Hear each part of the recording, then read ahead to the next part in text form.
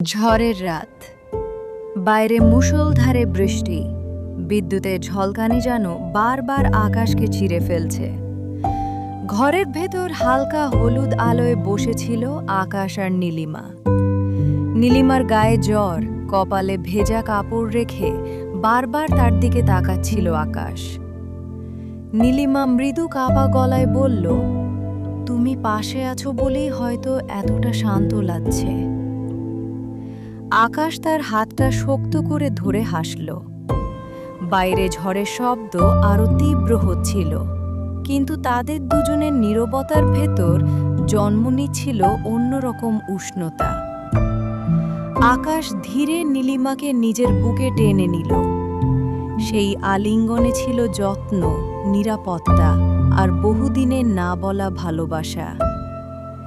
নীলিমা চোখ বন্ধ করে বলল, এই মুহূর্তটা কখনো শেষ না হোক। ঝড়ের ঠান্ডা রাতেও তাদের হৃদয়ের উষ্ণতা যেন পুরো ঘর ভরে দিয়েছিল। আকাশ আলতো করে নীলিমার কপালে চুমু রাখল।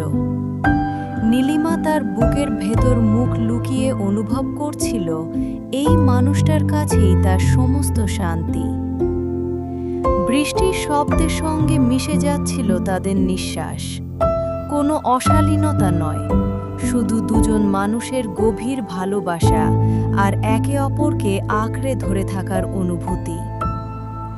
সেই রাতের আলিঙ্গন ছিল এমন এক স্মৃতি যা ঝড় থেমে যাওয়ার পরও তাদের হৃদয়ে বেঁচে থাকবে বহুদিন।